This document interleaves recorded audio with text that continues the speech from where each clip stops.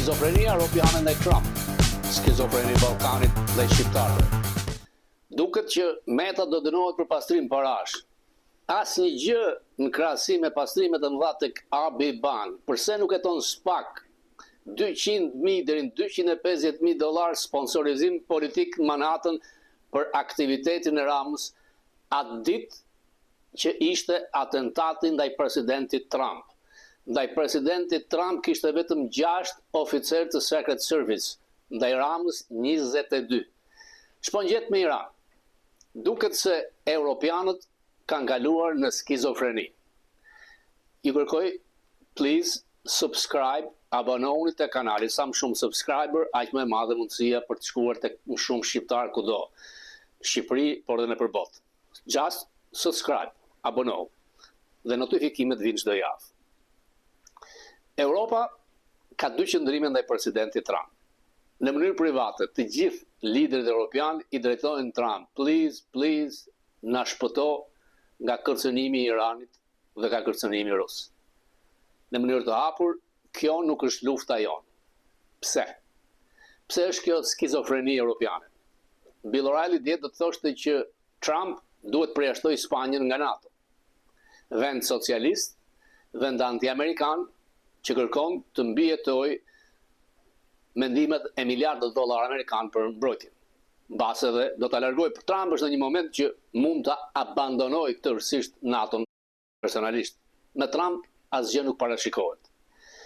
Gjermania, forca më e madhe ekonomike e Europës, nuk ka mbështetur zotin Trump. Është e turpshme që kjo të ndodhë për Gjermaninë, sepse Amerika e çliroi, e rindërtoi dhe Gjermania prosperoi nga mbrojtja amerikane. Mbas shkatërimit të Traktatit të Varshavës, utopia e çarmatimit sundoi Europën kudo. Në përgjithësi, Europa ka një sistem socialist me benefite shumë të mëdha për njerëzit dembel që punojnë. Gjermania ka një problem tjetër. 16% e saj nuk janë gjermanë të lindur në Gjermani. Janë emigrant si pasojë e dyerve të hapura nga Merkel dhe shumica e këtyre janë musliman. Madje janë më shumë radikal se sa nga vendet e origjinës. Në vendet e tjera europiane kjo përqindje është 8-10-12%. Qeveritë europiane kanë frikë nga vota e tyre, nga reagimet e tyre, ndaj nuk mbështesin Izraelin, ndaj nuk mbështesin presidentin Trump. Presidenti Trump është aktiv me Twitter-at, është i nevrikosur. Lindsey Graham thotë që Trump në telefon ka përtitur si kur asnjëherë nuk ka pritur kur këtë qëndrim të europianëve të mos e mbështesin në luftën të Iran. Çdo të ndodh. Në luftën e parë të gjirit, lufta ka zgjatur 42 ditë. Vetëm 4 ditë ka pasur trupa në tokë. U vranë 300 vetë. Por fakti është që goditja ishte aq e madhe ndaj Saddam Hussein sa për 15 vjet nuk do të riorganizohej si forcë ushtarake kërcënuese. Por Irani nuk është Irak. Irani ka 93 milion banor dhe sipërfaqja, po ta shikosh në hartë, është e frikshme. Dhe ka një numër të madh besnikësh fetar që mund të vdesin dhe mund të rezistojnë deri në vdekje. Trump shfaqet i fortë. Ja kam thënë disa herë, ka 3 mundësi se si mund ta zgjidh konfliktin atje. Ushtria amerikane është potenca më e madhe ushtarake. Por vetëm me një fushat ajrore nuk besoj se do të shkojmë tek ndryshimi i regjimit. Bolton ka thënë, në mandatën e parë, unë ja kam kërkuar Trump të veproj pikërisht kështu. Nuk ka pranuar sepse ishte frika e mbylljes së Hormuzit dhe Irani do të sulmonte vendet për qark. Trump nuk donte që të prekej Katari, ku kishte përfitimet më dha familjare në biznes. Përse goditi Trump këtë radhë? Është i vetmi president që ka kryer këtë veprim. Sipas Bolton, Trump kalkuloi se do të përfitonte ai familjarisht, por dhe në histori si presidenti që shkatroi Iranin. Rruga e dytë është të zgjedhësh një autokrat, si në Venezuelë, por që do të ishte një person kundër teokratëve, pra si vendet dhe për qartë gjiri. Por Izraeli po i vret për ditë personat që Trump mund të bënde këtë lloj marrëveshje. Dhe e treta është lufta e parë e gjirit. Të themi fituam, kemi shkatruar në mënyrë shumë të madhe dhe tikim. Ka trysni ndaj zotit Trump nga vendet e gjirit përfundoje misionin shkatroi Irani. Është një gambling, një lloj bixhozi për presidentin Trump në një vit mes mandati. Fuqia e naftës $125. Çmimet e naftës janë rritur. Votuesi amerikan nuk e di se ku është në hartë, Irani apo Ukraina. Nuk vendos politika jashtme në zgjedhje. Trump këtë e di. Trump gjithashtu e di se mund të humbas me siguri Kongresin, por në diskutim vjet Senati. Sekretarët e departamenteve të Trump 2 janë tërësisht amator me mandatin e parë. Hegseth ka kërkuar $200 miliard shtesë në buxhetin për luftën. Në vitin e parë, në Irak, shpenzimet kanë shkuar $150 miliard. Për aty kërkon të hysh për një afat gjatë, nuk besoj se Kongresi dhe Senati do t'ja japë.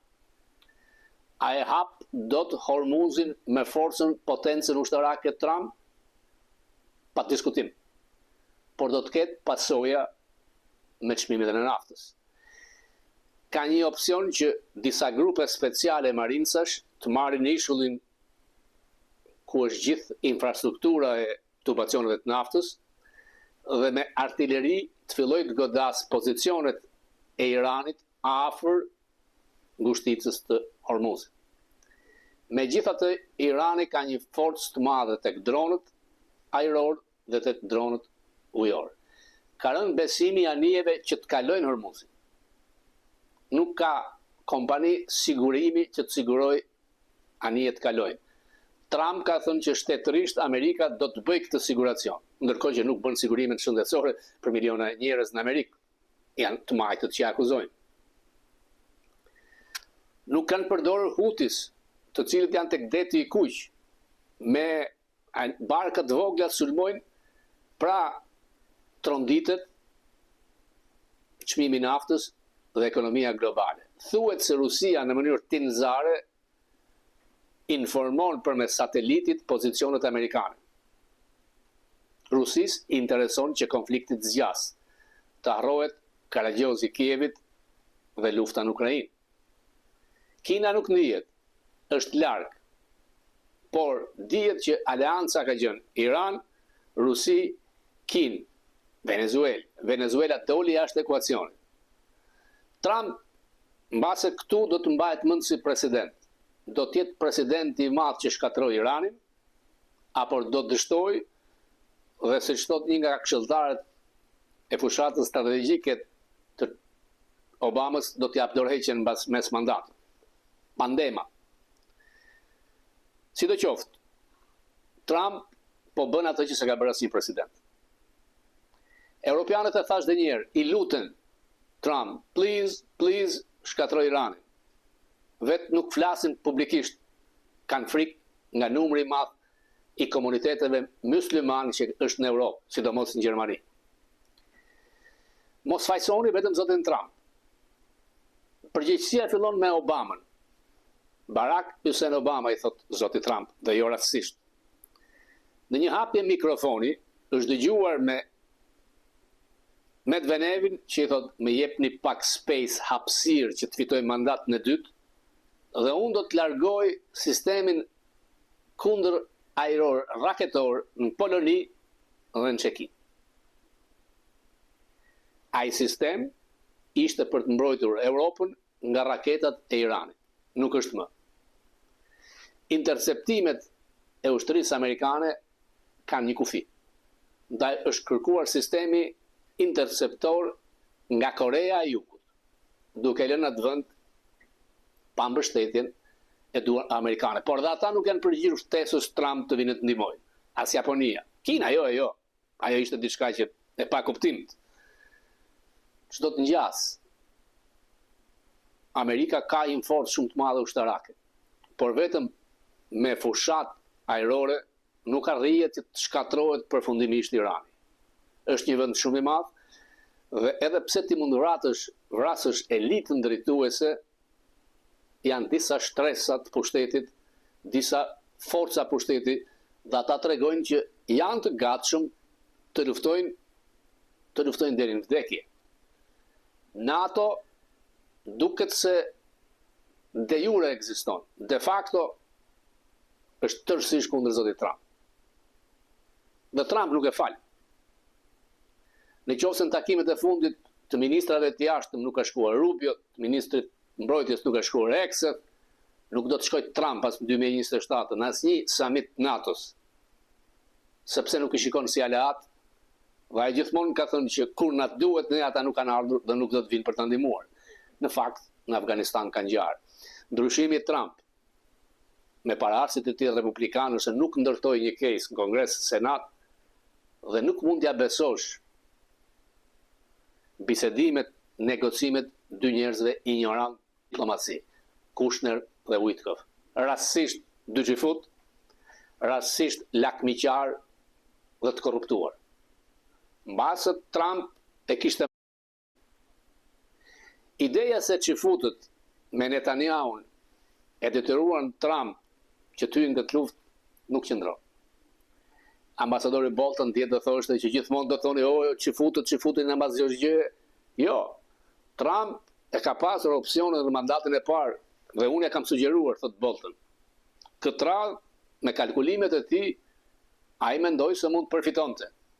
Dhe Trump, thot Bolton, çdo gjë e shikon me këtë prizëm.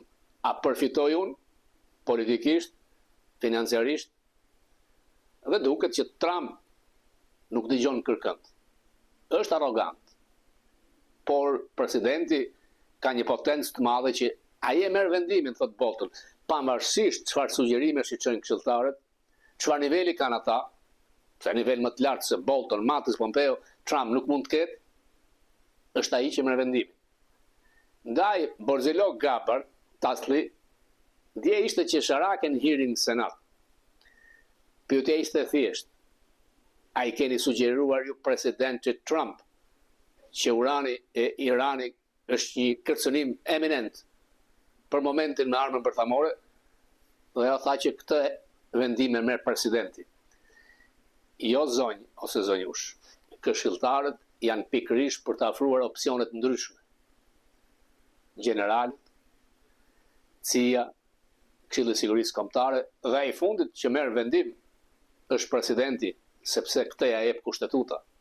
Por ka diçka që nuk mund të hapësh një luftë të madhe pa shkuar në Kongres.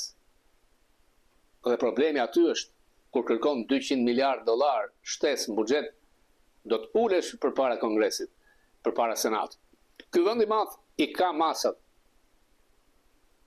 Nuk mund të çmendet presidenti e të dalë jashtë orbitave të atyre që realisht drejtojnë këtë vend të madh. Por që Irani është një kancer në atë zonë, që kërcënon Europën, vendet e gjirit, dhe në qoftë se programi raketor do të ketë raketa kontinentale, kërcënon dhe Amerikën, kjo as nuk diskutohet.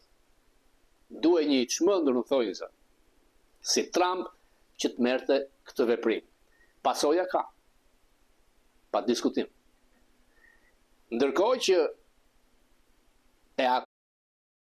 pse ke sulmuar vendet e gjirit, po ta shikosh me vëmendje, janë sulmuar bazat amerikane, sepse në operacionin ushtarak, që në ditën e parë kanë qenë raketa tok-tok, dhe origjina e tyre kanë qenë nga vendet e gjirit.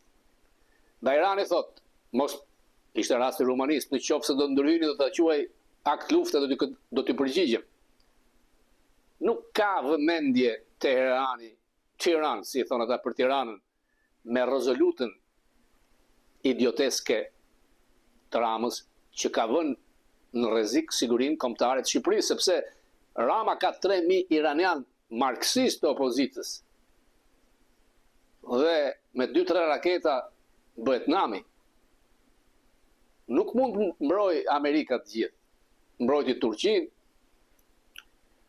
dhe në qoftë se hyn në lojën e rezolutave, personalisht, ku nuk e bërë rezolut për krimet e komunizmit, nuk e bërë rezolut për genocidin, nuk e bërë rezolut për genocidin e kriminalit Netanyahu në Palestinë, në Gaza, fakt. Dhe aq më tepër që ti je një parti motër ose vllazërore me Arafatin, me Palestinën, hap regjistrat e partisë tënde, se si shkonin kryetarët dhe nënkryetarët e partisë tënde në vitet pas viteve 92, drek e darka çdo natë tek ambasadori palestinez. Mund të shkuar dhe ti, po atëherë ke qenë figurë shumë minore. I kthehem edhe një herë, pastrim parash, gjyq për gruan e Veliaj, e Metës, pa diskutim. Hetoni sponsorizimin mbi $200.000 aktivitet politik të Ramës. Spak, miliona dollar, mos them $100 transferta nga familjarët e tij. Mjegulla e Iranit, e rezolutave nuk e fshe gjendjen, situatën në Shqipëri. Natyrisht je pak oksigjen. Siç e dha Ramizalis, lufta e parë e gjirit në vitin 1991 dhe fitoi ato zgjedhjet, ai e di se si. Por nuk mund vazhdosh me bixhaus. Rama i urren shqiptar, e tregoi qartës, u puth përsëri me Vučić, por ama Rama e ndjen që mbi 80% e shqiptarëve e urren atë. Vetë tek Partia Socialiste, sepse e ka shkatruar. Akuzat reja për korrupsion do të ketë për Lubin, do t'ja heqë imunitetin. Trimi ndaj Iranit, lepur ndaj lindave, lindës Athinës, lindës Surrelit dhe të Akshit. Ka një fund. 22 marsi, me masivitet demonstrues, duhet i tregoj që ajo skizofreni europiane ndaj Trumpit nuk mund të shpëntoj një skizofren Ballkanit. Thanks.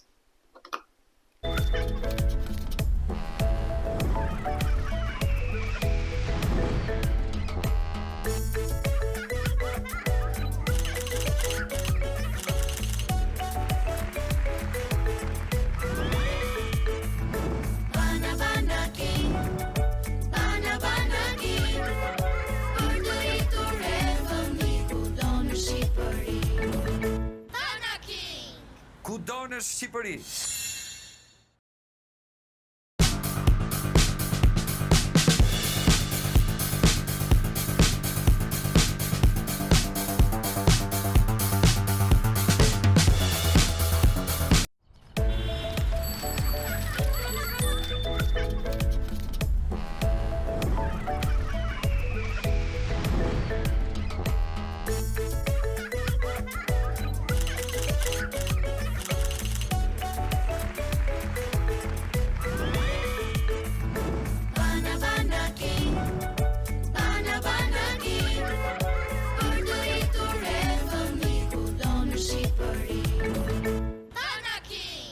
Kudo në Shqipëri.